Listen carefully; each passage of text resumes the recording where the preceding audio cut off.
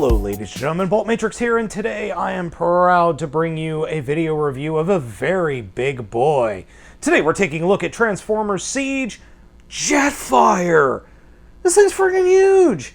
I picked this figure up over at Amazon.com. They originally canceled my order and then delivered it 3 or 4 days later. Really strange. But he's going to be showing up to all of your favorite stores. I believe the Chosen Prime has him already in stock at the time of this review, and Big Bad Toy Store should have him this coming week. Let's take a look at this bad boy up close. Saying this figure is a big boy is not an understatement. This thing is absolutely huge, and I understand why it's $80 now, and that's not cheap at all. But oh, is it good looking.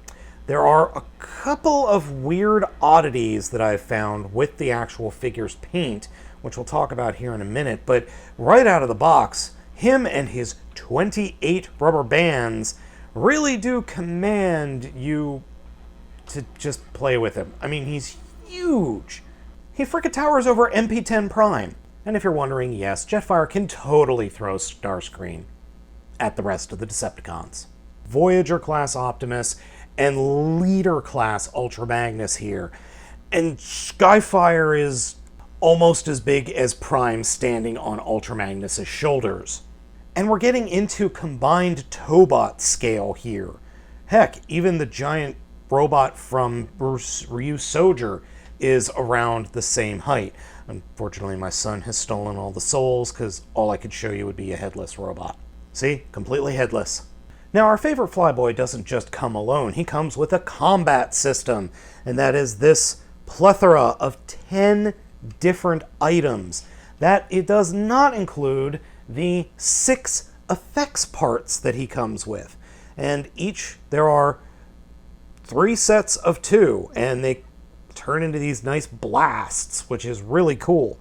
So you could attach them to the gun barrels if you want, like so. Or you can break them up a little bit so that they look like they're going to different weapons. So that, in and of itself, is really neat. Other than that, well, all of these combine with Jetfire. So let's go ahead and take a look at that right now.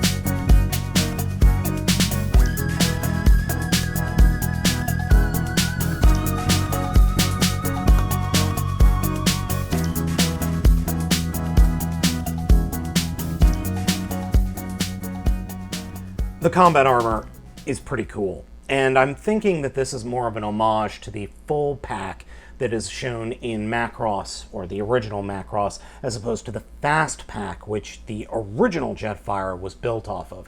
The big difference is the full pack was a full kit of body armor and guns, where the fast pack was literally those giant thrusters you saw on the back, plus a couple of missile pods down at the legs. So that's just my thinking. There isn't any real or full confirmation of that theory anywhere, so yeah, I'm just kind of guessing. And it works even better when you add the effects parts. So you've got the shotgun blast or the wide shotgun blast. Unfortunately, you can't put 2 of these on one set of barrels. And then you've got the pew-pew guns there.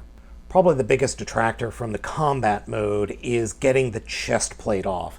Because you might think, oh, well, I'm just going to pull it forward and, yeah, you kind of partially untransform the figure a little bit when you do that.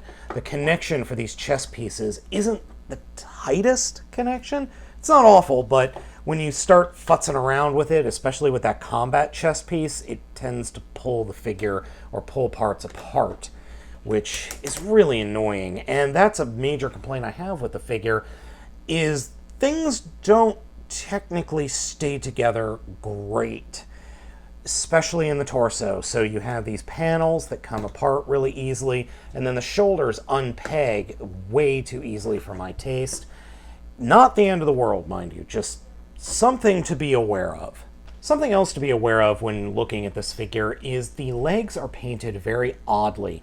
So you have at the top of the thighs the stark white that is the rest of Jetfire, and then you've got this off-white which feels like it's been die-cast for the bottom of the thigh. And the same effect happens with the feet, or the bottom part of the legs.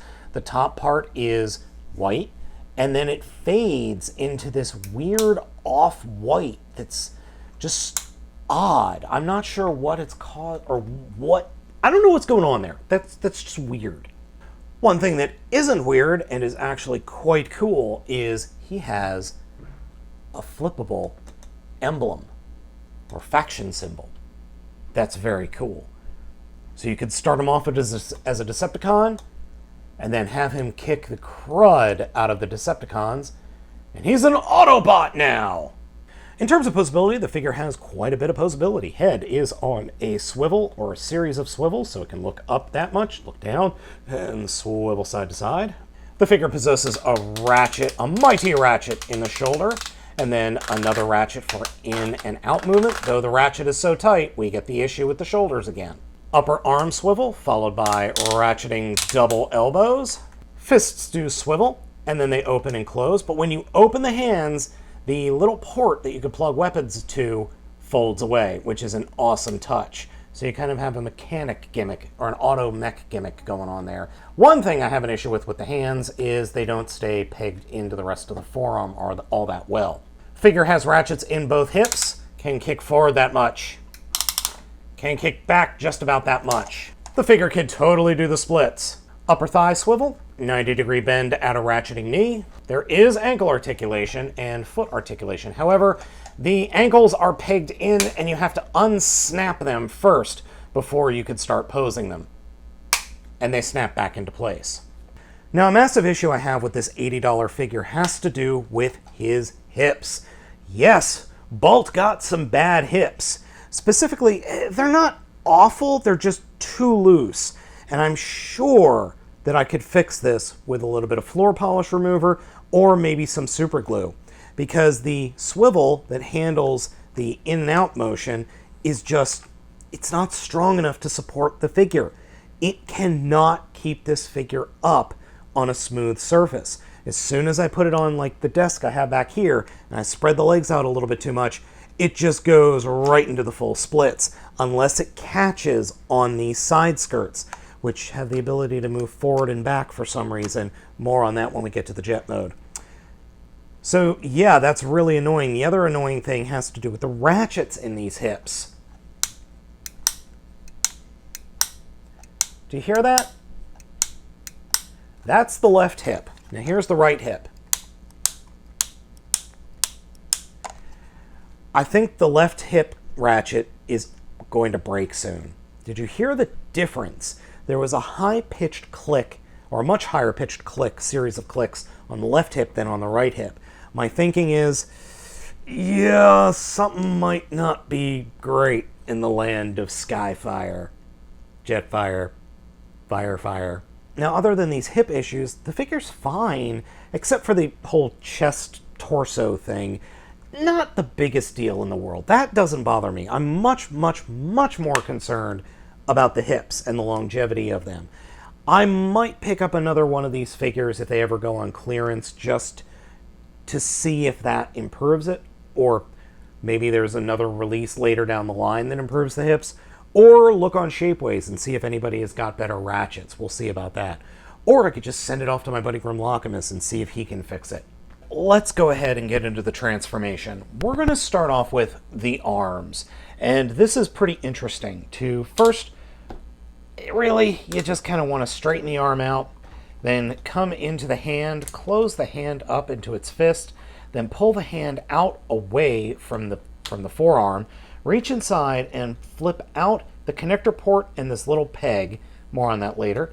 And then we could flip the entire fists inside, come to the top of the elbow, ratchet it up, and then kind of ratchet it down. Basically, we want to collapse the elbow into this open center just above the forearm. And if I'm honest, this requires a lot of effort.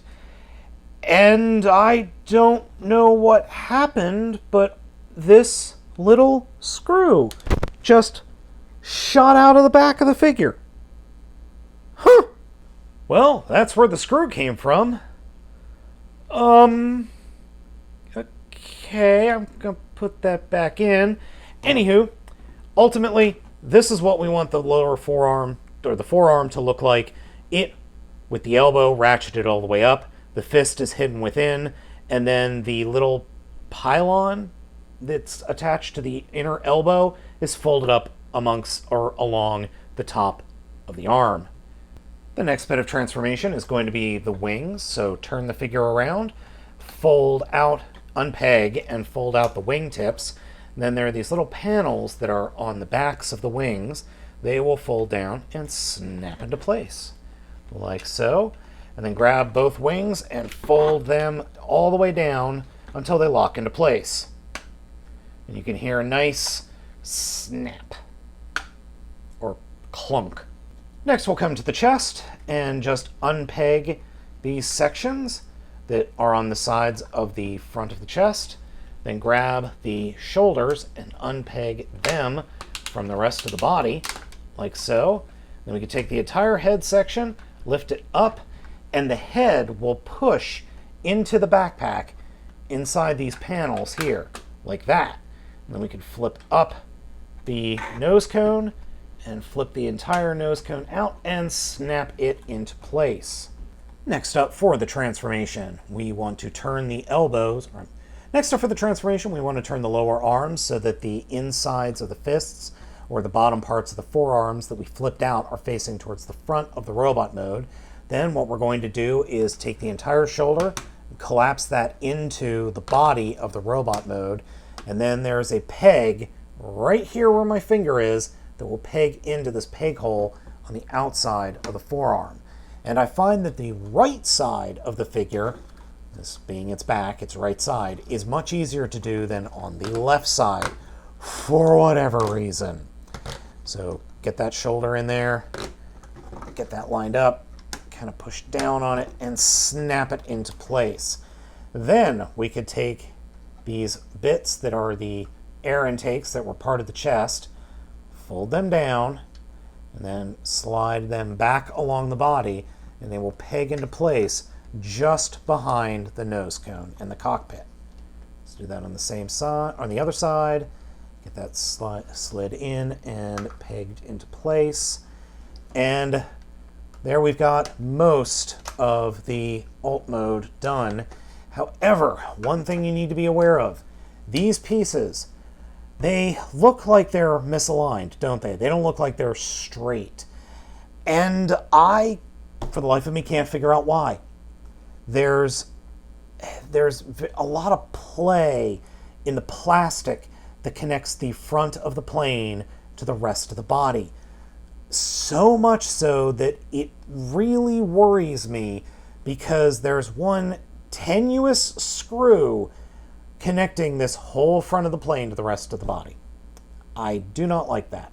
Also, what I don't like is the fact that you can see Jetfire's face right underneath. That's really annoying to me. That's a personal thing. All right, moving on with the transformation. If you're wondering, no, you cannot pull off a good Gerwalk mode. It just doesn't work. Trust me. So, for the legs, what are we going to do? First up, we come to the feet. Make sure that the ankles are pushed up into the legs and snapped into place. Take the heels and fold them up, and then take the toes and fold them over the heels like that. Then spread the legs a little bit. Come to the inside of each leg and pull this panel open. And that will flip out some more thrusters that will then fold over, and there's a peg hole right here, and that will peg into that peg. We do that on the same, we do the same thing on the other leg. And this door, man, opening these doors really does not sound good. Okay, finally, take the side skirt, fold it up, and then collapse the knee and the upper leg into the lower leg until it snaps into place. Do the same thing on the other side. And then you would think, oh, well, I'm going to push these two together and they will combine. No, that doesn't happen. So we could take the side skirt and fold it down. The only reason I fold those up is just to get them out of the way. Now, for the final thing we're going to do, grab the rear of the vehicle, of the robot mode, this backpack, where the thrusters are, and it will lift up and shimmy down along the body, giving you this nice big secondary cockpit. And the thrusters that were on the back of the robot mode will peg into those thrusters that are on the back of the legs. And finally, we can come down to the knees and flip out some landing gears, and come down to the front of the vehicle mode and flip down another landing gear. And we are done. Jetfire in plane mode is super cool. I cannot take anything away from the fact that it is a super cool jet mode. Now, I did realize I forgot to fold out the wings or the actual aileron or lifter parts of the wings. That's these sections here. Yeah, completely forgot to do that.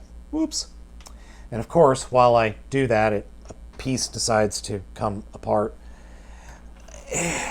I really love this jet mode, but it just doesn't hold together well up here. These panels do not peg in all that well, and I'm sure there's a reason why. I must be missing something. Also, the other thing I really don't like is the amount of openness that's going on here. There's a lot of the robot mode still visible, which is a shame, but I just, I could kind of forgive it. I really do like the jet mode, and I'm really happy that Hasbro has made this figure. But that doesn't mean it doesn't have issues, and we'll talk about those in a second. Now, in this mode, he does have a couple of gimmicks. The first of which is the C.O.M.B.A.T system. Can form its flight mode and then plug in right here at the top. The next gimmick has to do with the actual cockpit that you can open up, and there is something in there. I'm not exactly sure what that's supposed to be, but it is removable. Really, it does come out. So, yeah, you can put a Titan Master in there, believe it or not.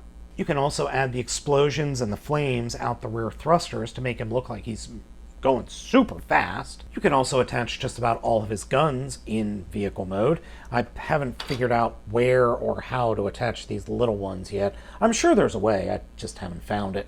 Lastly, and most bizarrely, on the bottom of the figure, where the side skirts are, you can push out these pegs. So you can push these guys out like this and fold them out. And then at the front, you've got these that you can fold out as well. Now, what the heck could these be used for? Flying through the sky, transporting Autobots like this is the only thing I've been able to come up with. Cool, but I don't know. I don't know. That is kind of cool. Unfortunately, Siege Jetfire is not the slam dunk that I was hoping it was going to be. There are a lot of things with this figure that I do legitimately like. I love the robot mode. I love the transformation. I like the jet mode, and I love the accessories. Just about all of them are so much fun. And the overall look of the figure is so good. Plus, how can you not love a rotating faction symbol for a character that switched sides? That is wonderful. There's a lot of attention to detail with this figure that I really do appreciate. The negatives? Quality control. It's the thing Hasbro just can't seem to get right. The plastic coloring on this figure is just weird. There are parts that are like stark white, and then there are parts like the shoulders and then this little component right here that are two different colors of white. I realize white is a really hard color to do, but come on. The other thing is, the figure doesn't feel all that sturdy, if that makes any sense. It doesn't feel like it should. I would much have rather this been $100 and get a super rock solid figure than be $80 and feel flimsy and cheap in certain spots. It's just odd. It's very strange. I really do appreciate Hasbro bringing this figure, but what other figures would be in this size class? Overlord?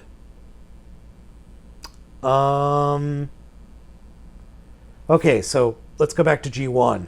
Who else can we think of? On the Autobot side, there's him. Who would be on the Decepticon side? That's not a combiner, just a single figure. I can't come up with anybody. Maybe Scorponok? But that's going to be a Titan at some point. Anywho, should you buy this figure? If you're a G1 fan and you're a big fan of the Siege line, yeah, I would, but I would wait. Wait until maybe a couple months, maybe even around Christmas or even after Christmas, because I'm sure this guy's going to go on sale. I'm really glad I picked him up. I'm probably going to pick up a second one to see if it has the same QC issues. Yeah. Also, the fact that this screw shot off in mid-transformation and is just sitting in place, it didn't actually screw back in place, I'm going to have to glue it in place, that really worries me. So, folks, let me know what you think down in the comments. Be sure to hit that like and subscribe button. Be sure to hit that bell so that you know when a new video is out, because YouTube sure as hell isn't going to tell you. As always, I am Baltmatrix. Please follow the links in the description to find this figure over at BigBadToyStore.com. Thank you so much for watching. I will catch you next time.